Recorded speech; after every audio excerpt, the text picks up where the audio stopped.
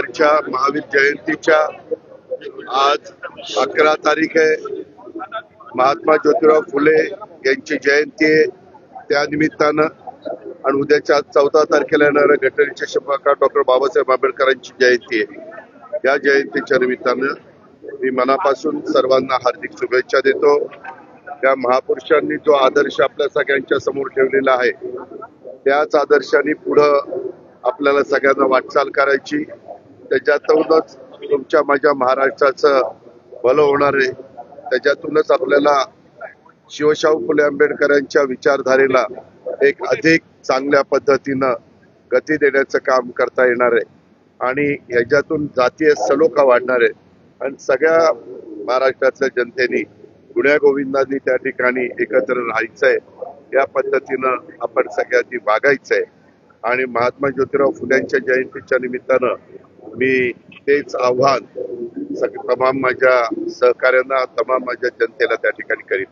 आज इथं आल्यानंतर खरं तर एका गोष्टीचं थोडस वेदना होतात किंवा मन अस्वस्थ होतं. त्याचं कारण असं आहे की माननीय छगन भुजबळ साहेब असतील, आम्ही सगळेजण असतो, अनेक जणांचे त्याच्यामध्ये उल्लेख करता येईल की इथं एक चांगल्या पद्धतीनं जो महात्मा फुले वाडा आहे त्या फुलेवाड्याच्या संदर्भामध्ये अधिकची जागा आजूबाजूच्या लोकांची स्वखुशीनं घेऊन आपल्याला खूप चांगलं अशा पद्धतीनं इथं हे स्मारक बनवायचंय. त्याकरता जी जमीन ॲक्वायर करायची आहे त्या जमिनीच्या संदर्भामध्ये मागं देखील जवळपास 200 कोटी रुपयाची तरतूद त्या ठिकाणी करण्यात आली. मी आत्ताच आल्यानंतर आपले पुणे महानगरपालिकेचे आयुक्त राजेंद्र भोसलेंशी पण बोललो किंवा राजेंद्रजी आयुक्त तुम्ही थोडस गती देऊन काही सहकार्यांना, पण याच्यामध्ये काही राजकारण आणण्याचं कारण नाही, काही वेगवेगळे राजकीय नेते आहेत त्या सगळ्यांना इकडच्या भागातल्या लोकांना समजून सांगण्याच्या करता आणि ज्यांचं प्रॉपर्टी आम्ही घेणार आहोत किंवा ज्यांना हे सगळं स्मारक मोठं करण्याच्या करता त्यांच्या वर्षानुवर्ष राहत असलेल्या जागा किंवा घरही सोडावी लागणार आहेत, त्यांचंही चांगल्या पद्धतीनं पुढं पुनर्वसन व्हावं किंवा त्यांनाही असं वाटता कामा नये किंवा एवढं चांगलं हे महात्मा फुले वाड्याच्या परिसरामध्ये किंवा महात्मा ज्योतिराव फुले आणि क्रांतीज्योती सावित्रीबाई फुले या उभयतांचं उत्तम दर्जाचं भावी पिढीला सतत एक प्रेरणा देणारं, भावी पिढीला त्यांचे विचार त्या ठिकाणी सतत समजून सांगणारं अशा पद्धतीचं हे स्मारक आपण करू पाहतोय आणि त्याच्यात पुणेकरांना पण आणि महाराष्ट्रातल्या तमाम जनतेला पण एक अभिमान वाटेल, एक आनंद वाटेल, एक समाधान वाटेल अशा पद्धतीचं काम आहे. होतं काय आमच्याकडनं ज्यावेळेस जयंती असते, ज्यावेळेस पुण्यतिथी असते त्यावेळेस आम्ही येतो, त्यावेळेस आम्ही दर्शन घेतो, तिथं नतमस्तक होतो आणि हे सगळं होत असताना त्यावेळेस ह्या गोष्टीचा उल्लेख होतो. परंतु माझं तर इतरांना पण आव्हान आहे की अनेक राजकीय पक्ष आपल्या पुणे शहरामध्ये काम करतात किंवा अनेक सामाजिक संस्था काम करतात, त्यांना पण आव्हान आहे की ज्यांच्या ऐकण्यामध्ये इतर राहणारी लोक आहेत त्यांना दोन गोष्टी समजून सांगण्याचं काम बहुतेकांनी त्याच्यामध्ये होकार दिलेला आहे आणि आपल्याला पण त्यांना योग्य पद्धतीचा मोबदला द्यायचा असंही काही नाही. आमचा प्रयत्न हा आहे की त्यांनी इथून गेल्यानंतर त्यांनाही तेवढंच चांगल्या याच्यापेक्षा चांगल्या घरामध्ये त्यांच्या कुटुंबांना, त्यांच्या मुलाबाळांना राहता आलं पाहिजे, हाच आमचा प्रयत्न आहे. तर पुन्हा आजच्या दिवशी या सगळ्या गोष्टीची आठवण ठेवून पुढच्या वेळेस तरी किमान ह्याच्यामध्ये पुढच्या वर्षीच्या जयंतीच्या निमित्तानं आपण सगळे एकत्र जमू, त्यावेळेस बराच फरक पडलेला असेल अशी अपेक्षा व्यक्त करतो. कारण निधी हा एक महत्वाचा असतो. निधीला राज्याचे मुख्यमंत्री असतील, उपमुख्यमंत्री असतील, आम्ही सगळे असो, कोणीच त्याच्यामध्ये उलट सगळ्यांचाच आग्रह आहे की लवकर झालं पाहिजे. जसं आपण दगडूशेठ हलवाईच्या समोर तिथं पहिली मुलींची शाळा क्रांतीज्योती सावित्रीबाई फुलेंनी सुरू केली, त्याही गोष्टीची आठवण करण्याच्या करता आम्ही सगळ्यांनी अनेकदा बसलो. मी IAS ऑफिसरांना घेऊन बसलो, भुजबळ साहेब आणि इतर नेतेगणांना घेऊन बसलो, पुणेकरांना घेऊन बसलो, वेगवेगळ्या आर्किटेक्ट चांगले जे हेरिटेज काम करतात त्यांना पण आम्ही घेतलं आणि आता तो प्लॅन केलेला आहे. तुम्हालाही माहिती आहे की आता तिथं काम सुरू झालेलं आहे. तसं ते काम सुरू होऊन तेही लवकरात लवकर पूर्णत्वाला जावं. त्याच्यात तर कितीतरी कोर्ट कचेऱ्या झाल्या, फार सुप्रीम कोर्टापर्यंत जावं लागलं, परंतु शेवटी न्यायालयामध्ये न्याय देवता आपल्याला न्याय देते तशा पद्धतीनं तिथंही न्याय मिळाला. तसं इथं पण मी आज जयंतीच्या निमित्तानं आवाहन करेल की इथं पण तशाच प्रकारे आपल्या सगळ्यांचं जी इच्छा आहे, आपल्या सगळ्यांचं जे स्वप्न आहे की अतिशय उत्तम असं दोघा उभयतांचं महात्मा ज्योतिराव फुले आणि सावित्रीबाई फुलेंचं स्मारक त्या ठिकाणी व्हावं. ते करण्याच्या करता आपण सगळेजण मिळून प्रयत्नाची शिकस्त. लोक येत आहेत जागा देण्यासाठी, पण अधिकाऱ्यांना किती मोबदला द्यायचा हे माहिती नाही. काल छगन भुजबळांनी म्हटलेलं ऐका, तुम्हालाही माहिती आहे आपण विमानतळाच्या जागा घेतो, आपण रेल्वे करता जागा घेतो, आपण एखादं शहर डेव्हलप करण्याच्या करता जागा घेतो आणि त्याच्यामध्ये साधारण नॉर्म्स ठरलेले आहेत. मी जर भुजबळ साहेबांशी पण मी बोलीन, परंतु मी आता तुमच्याशी बोलणं झाल्यावर पुन्हा अधिकारी इथं आहेत त्यांच्याशी पण बोलीन. असं नाहीये, आपले काही गोष्टी ठरलेल्या आहेत की किती पैसे द्यायचे, काय द्यायचे, आणि काही त्याच्यात अडचणीत असेल तर जरूर आम्ही वेळ पडली तर कॅबिनेट पुढे जाऊ आणि मार्ग काढू. बसावं लागेल. अधिकारी दिरंगाई करतायत, मला उपोषणाला बसावं. बरोबर आहे ना बाबा, ही उपोषणाला बसण्याची वेळ येणार नाही अशा प्रकारची काळजी खबरदारी घेऊ. महात्मा फुले यांच्यावरती एक चित्रपट आज करता प्रदर्शित होणार होता महात्मा फुलेंच्या जीवनपटावरती, पण दरवेळेस सगळ्या चित्रपटावरून कुटुंबांच्यात वाद झाला. काही ब्राह्मण महासंघ असेल किंवा इतर हिंदुवादी संघटनांनी विरोध केला, काही दिवसांनी तो आता 15 दिवसानंतर पुढे ढकललाय. सेन्सॉर बोर्डवरती सुद्धा प्रश्नचिन्ह उपस्थित केले जातात. आपल्याला सगळ्यांना माहिती आहे की आपल्या महाराष्ट्रामध्ये ज्यावेळेस एखादा चित्रपट प्रदर्शित होतो त्यावेळेस सेन्सॉर बोर्ड असतं. त्याच्यामध्ये ते सेन्सॉर बोर्ड त्या ठिकाणी चित्रपट बघतं. त्याच्यामध्ये अनेक वेगवेगळे मान्यवर त्या बाबतीमध्ये त्या समितीमध्ये आहेत आणि साधारण त्या चित्रपटाचा समाजावर कुठला काही वेगळा परिणाम होणार आहे का, त्याच्यातनं वाईट परिणाम होणार आहे का, हे सगळं पाहिलं जातं, शहानिशा केली जाते. आणि तुम्हालाही माहिती आहे की आतापर्यंत अनेक वेगवेगळ्या प्रकारचे चित्रपट आलेत. आता मध्ये बघा पद्मावत आणि पद्मावती तो आला, त्याही वेळेस अशाच प्रकारची चर्चा झाली, परंतु ते पद्मावतीचं नाव पद्मावत केलं आणि नंतर तो चित्रपट आला तरी देखील काही घटकांचा त्याला विरोध होता. आता ठीक आहे, आपल्या संविधानाने, आपल्या घटनेने आपल्याला, बाबासाहेबांनी सगळ्यांनाच आपलं आपलं मत स्वातंत्र्य दिलेलं आहे, विचार स्वातंत्र्य दिलेलं आहे. त्या पद्धतीनं लोक बोलतात, परंतु साधारण आम्ही सरकार म्हणून ही काळजी घ्यायची असते की त्याच्यातून समाजामध्ये कुठं तेढ निर्माण होणार नाही, समाजामध्ये एकोपा राहील, ही खबरदारी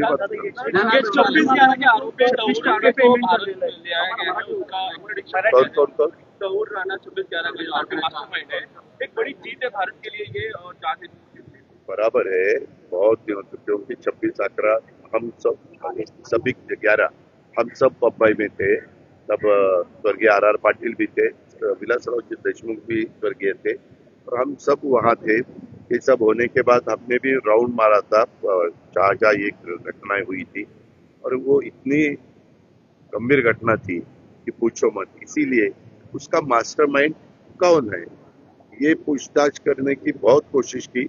अभी ये जो आदमी मिला है वो आने के बाद पता चलेगा कि किसने उसको बताया, क्यों उन्होंने ये किया, उसका कारण क्या था, और वो पता होने के बाद अपने को आगे भी अपनी लाइन ऑफ एक्शन क्या होनी चाहिए, ज्यादा से ज्यादा क्या करने के बाद लोग सुरक्षित रहेंगे और सब में खुशहाली रहेगी. ये दिल्ली कामगारांचा प्रश्न आहे. 56% मार्च मध्ये जे पेमेंट 56% दिलं, रात्री पुन्हा आणि त्याच्यानंतर अरे बाबा, एसटी ला मागे पण कोरोनाच्या काळामध्ये ज्यावेळेस त्यांचे प्रवासी येत नव्हते तेव्हा दर महिन्याला साधारण 250 ते 300 कोटी रुपये आम्ही सरकारमधनं बजेटमधनं द्यायचो आणि ते चालवत होतो. आता आपण 50% महिलांना तिकिटामध्ये सवलत दिलेली आहे. बाकीच्या पण दिव्यांगांना, ज्येष्ठांना, विद्यार्थ्यांना अशा काही काही आपण सवलती देतो. अनेक घटकांना त्याच्यामध्ये सवलती देतो आणि त्याच्यामध्ये त्याचा काही परिणाम त्याच्यात होत असेल, पण सवलती देत असेल तर आम्ही त्याची रक्कम आहे ती बजेटमध्ये तरतूद करून त्यांना देत असतो. आता त्या खात्याचे मंत्री हे प्रताप सरनाईक आमचे सहकारी आहेत. ते आता CMD झालेले म्हणजे चेअरमन पण झालेले आहेत आणि त्याच्यामुळे मध्ये त्यांनी कॅबिनेटला पण सांगितलं, मला अर्थसंकल्पात पण सांगितलं, आम्ही काही टार्गेट मोठ्या प्रमाणावर व्हेकल बसेस आणि काही CNG बसेस घेण्याचं त्या ठिकाणी ठरवलेलं आहे. तशा प्रकारे झाल्यानंतर थोडं एक आहे, देशात किंवा जगात पब्लिक सर्व्हिस ट्रान्सपोर्ट कुठंही फायद्यात नसते, याची माझी माहिती आहे. चुकीचे असेल तर मी माघार घेईन, पण माझी माहिती आहे. शेवटी सर्वसामान्य माणसांना पब्लिक सर्व्हिस ट्रान्सपोर्ट ही किफायतशीर दरामध्ये तिकिटाचे दर असले पाहिजे आणि त्याच्यामुळं तशा प्रकारचा प्रयत्न सगळेच सरकार करत असतं आणि त्यामध्ये आमचाही प्रयत्न तोच आहे. पण आता तिथल्या अनेक जागा, आपल्या बसस्थानकाच्या जागा इतक्या मोक्याच्या आहेत, तर BOT तत्वावर त्या जागा देऊन त्याच्यातून काही पैसा उभा करायचा आणि त्याच्यातून इन्कम वाढवायचा, हाही एक त्याच्यामध्ये प्रयत्न आहे. आणि हा प्रयत्न करत असताना असं एक पुढे आलं की आमचं राज्य सरकारचं धोरण 30 वर्ष पहिले, नंतर 60 वर्ष. तर 30 वर्षामध्ये कुणी BOTला येईना. ते म्हणतात बांधकाम करायला आम्हाला 2-3 वर्ष लागतील, पुढे 25 वर्ष जातील आणि मग कसं आमचं व्हायचं. त्याच्याकरता मध्ये कॅबिनेटला मागच्या चर्चा झाली आणि आता 60 वर्षाच्या करता करायचं आणि 60 वर्षांनी झाल्यावर पुन्हा 30 वर्षाचं वाढवण्याच्या करता त्याच्यामध्ये तरतूद करायची, असा एक प्रस्ताव मुख्यमंत्र्यांनी पुढच्या कॅबिनेटला आणायला सांगितलेला आहे. तो तयार झाल्यावर येईल आणि त्याच्यातून बऱ्याच अंशी प्रश्न सुटतील. पण आता तुम्ही जे काही सांगितलंय, मी काल जरा दुसऱ्या कामात गडबडीत होतो, मी त्या संदर्भामध्ये जरूर परिवहन विभागाच्या सहकाऱ्यांशी पण बोलीन, प्रतापराव सरनाईक साहेबांशी पण बोलीन आणि कसा मार्ग काढायचा ते CM साहेब आणि आम्ही एकनाथरावजी वगैरे बसून ठरवू. दादा, मंगेशकर हॉस्पिटलमध्ये एका महिलेचा मृत्यू झाला, त्यानंतर जवळपास 3 चौकशी समित्या नेमण्यात आल्या, त्यापैकी 2 समित्यांचे अहवाल आलेले आहेत. एका समितीचं येणं बाकी आहे. कारवाई काय केली आहे असं काही दिसत नाही. त्या संदर्भामध्ये 3रा अहवाल आल्यानंतर शासन योग्य ती कारवाई त्या बाबतीमध्ये करेल. कारण तो अहवाल पहिला, दुसरा मुख्यमंत्र्यांच्याकडे आलेला याची माझी माहिती आहे. माझी काही आज रात्री मुख्यमंत्री आपल्या पुण्यामध्ये मुक्कामाला येणार आहेत. उद्या युगपुरुष छत्रपती शिवाजी महाराजांची पुण्यतिथी रायगडला आहे आणि आज अमितभाई, देशाचे नेते गृहमंत्री अमितभाई शहा पण येणार आहेत आणि उद्या आम्ही त्यांच्याबरोबर रायगडला जाणार आहे. त्यावेळेस मी आज रात्री माझी नाही भेट होणार, पण उद्या जर झाली तर मी मुख्यमंत्र्यांना ह्याबद्दल विचारीन. पण आपण म्हणताय त्या प्रकारे कुठल्याही हॉस्पिटलमध्ये प्रत्येक माणसाचा, प्रत्येक व्यक्तीचा जीव हा महत्वाचा असतो आणि त्याच्यामध्ये कुणीच अशा प्रकारचा हलगर्जीपणा करता कामा नये.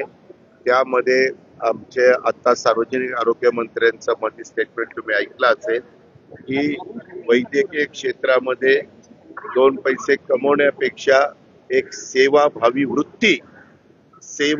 वृत्ती ही लक्षामध्ये घेऊन सगळ्यांनी वैद्यकीय क्षेत्रातल्या मान्यवरांनी काम केलं पाहिजे.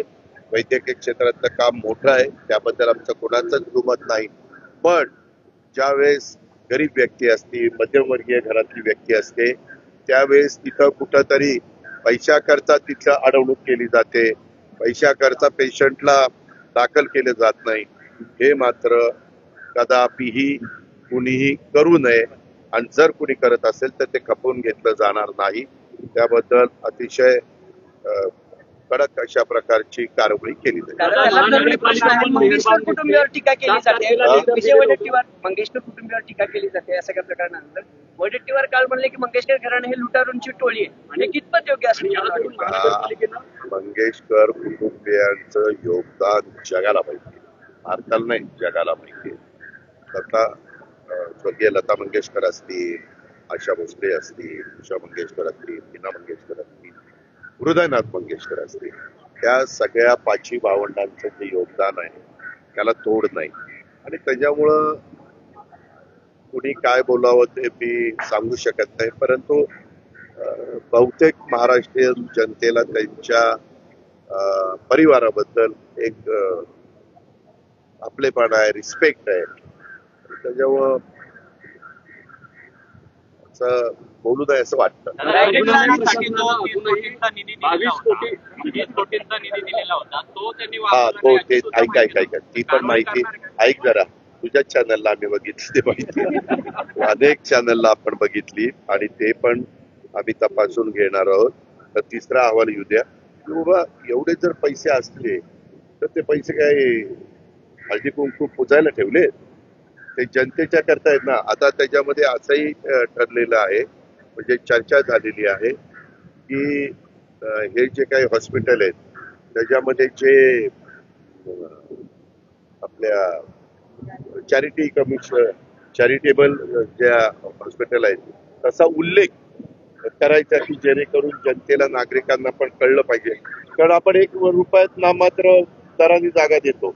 आज काही जागांची किंमत काही शेकड्या कोटी मध्ये आहे.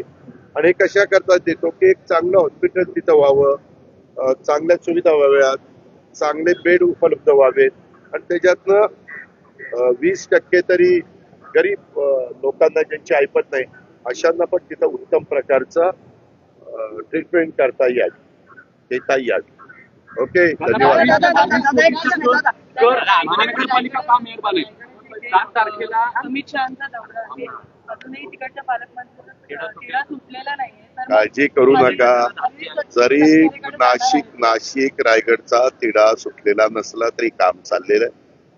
आम्ही मला म्हणजे मुख्यमंत्र्यांनी स्वतः लक्ष घालून तिथला जिल्हा नियोजनच काय जो काही त्यांचं बजेट असतं ते आम्ही दिलेलं आहे, निधी दिलेला आहे. दोन्हीकडे निधी वाढवलेला आहे. 22,000 कोटी रुपयाची सगळीकडे तरतूद केलेली आहे. सुटे थोडासा धीम धरा, धीरे धीरे. हो, आम्ही अमित शहाना अशी विनंती केली होती, आपण जर मुंबईत असाल तर यावेळेस माझ्याकडे तुम्ही भोजनाच्या करता यावं आणि तुम्ही जर तिथंच म्हणजे रायगडच्या परिसरात असाल तर आमचे प्रांताध्यक्ष खासदार सुनील तटकरेंच्याकडे यावं. तर त्यांनी तिथंच ते असल्यामुळं, कारण मला मुंबईतनं आले असते तर मग मी त्यांना विनंती केलेली होती, परंतु ते पुण्यावरून जाणार असल्यामुळं आता सुनील तटकरेंच्याकडं तटकरे साहेबांनी अमित भाईंना निमंत्रण केलेलं आहे. सीएमला, 2 DCMला, नंतर त्या भागातले मंत्री या नात्याने आमचे गोगावले साहेबांना, त्याच्यानंतर उदय सामंत साहेबांना, असं सगळ्यांना निमंत्रित केलेलं आहे आणि भोजनाचा कार्यक्रम कोराळे गावामध्ये एका आत्महत्या केली. मुलांच्या मी त्याबद्दल माहिती घेतो आणि नक्की काय त्याच्या पाठीमागची पार्श्वभूमी आहे, काय वस्तुस्थिती आहे, त्याच्या खोलात जाऊन मुलांनी मुलींनी पण लगेच इतका छोट्या गोष्टीच्या करता मनाला लावून घेऊ नये आणि आत्महत्येपर्यंतचं पाऊल उचलू नये. कारण शेवटी ज्या आई वडिलांनी त्या मुलाबाळांना वाढवलेलं असतं, शिक्षण दिलेलं असतं, संस्कार केलेले असतात, त्या आई वडिलांना काय वेदना होत असतात हे ज्या त्या आई वडिलांनाच माहिती. आणि त्याच्यामुळं काही जर असतं तर मी तर बारामतीला अनेकदा सांगतो, महाराष्ट्राला सांगेन असं कोणी करत असेल तर ताबडतोब तुम्ही आमच्याशी संपर्क साधावा. आम्ही इतके टेलिफोन नंबर दिलेले आहेत, महिलांच्या करता दिलेले आहेत, मुलींच्या करता दिलेले आहेत, पोलिसांच्या करता वेगळे, जनरल पब्लिकच्या करता दिलेले आहेत, अँब्युलन्सच्या करता दिलेले आहेत. या सगळ्या सुविधा का देतो? का तर कायदा सुव्यवस्था चांगली राहावी, प्रत्येकाला इथं सुरक्षित वाटलं पाहिजे अशा पद्धतीने आमची पोलीस यंत्रणा काम करत असते. आणि ते काम करताना त्यांना जे काही इन्फ्रास्ट्रक्चर तयार करून द्यायचं असतं ते करण्याचं काम सरकार करत असतं. सगळं कुटुंब पवार कुटुंब एकत्र दिसलं, सगळं आनंदाचं वातावरण होतं. महाराष्ट्राला प्रश्न पडला की पार दादांचं कधी, कारण वयानं ते मोठे आहेत. काय आहे आता जयनी त्याचं ठरवलं, पारने ठरवलं की पारचं करू. मनेश्वर रस्त्याचं काम कधी चालू होईल? मनेश्वर रस्त्याचं काम तातडीनं चालू होईल. सूचना दिलेल्या आहेत, सीओशी बोललोय, म्हसे म्हणून PMRDAचे प्रमुख आहेत त्यांच्याशी बोललोय, डुडी कलेक्टरशी बोललोय. त्यांना म्हणलं 600 मीटरचा रस्ता आहे, आता परत कुणालाही तिथं उपोषण करण्याची पाळी येता कामा नये. माझ्या बहिणीला पण येता कामा नये आणि इतर कुठल्या नागरिकांना पण येता कामा नये. आता तो रस्ता झालाच पाहिजे. त्या कामाला यंत्रणेला लावलेलं आहे. निधी कमी पडून दिला जाणार नाही. मी त्यांना सांगितलं, निधी जर DPC मधनं पाहिजे असेल तर DPC मधनं देतो. PMRDA मधनं देखील निधीची तरतूद केलेली आहे. जिल्हा परिषदेमधनं पाहिजे असेल तर तिथनंही देण्याच्या सूचना CO ला दिलेल्या आहेत. आणि काल शेवटी मी असं ठरवलेलं आहे की PMRDA आता ते काम तातडीनं सुरू करेल आणि फक्त ज्यांना बन्नेश्वरचं दर्शन घ्यायचं असेल त्या भाविकांना, तिथल्या रहिवाशांना आता त्रास होणार नाही अशाबद्दलची काळजी सरकार म्हणून आम्ही घेतो.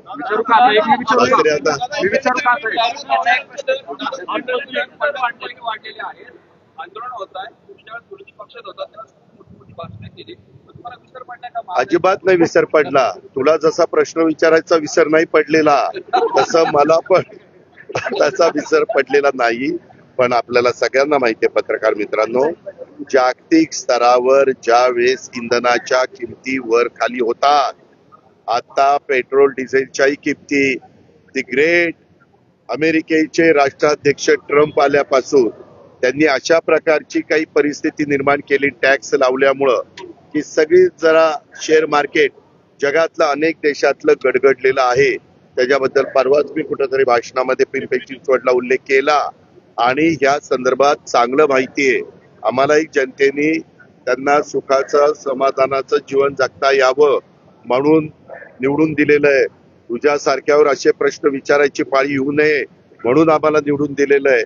पण 50 रुपये वाढले तरी पंतप्रधानांनी ऑइल कंपन्यांना पेट्रोल डिझेलचे दर वाढवू नका, तो तोटा तुम्ही सहन करा अशा सूचना दिलेल्या आहेत. आज आता स्वतः उद्याच्याला आम्ही अमित भाईंच्या बरोबर पण आहोत.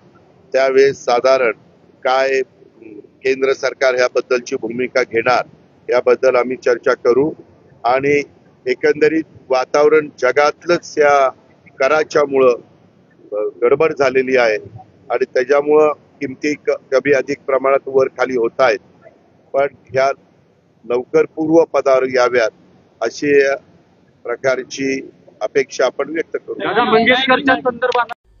आमची व्हिडिओ बातमी आवडल्यास लाईक, शेअर आणि समांतर चॅनलला सबस्क्राईब करायला विसरू नका.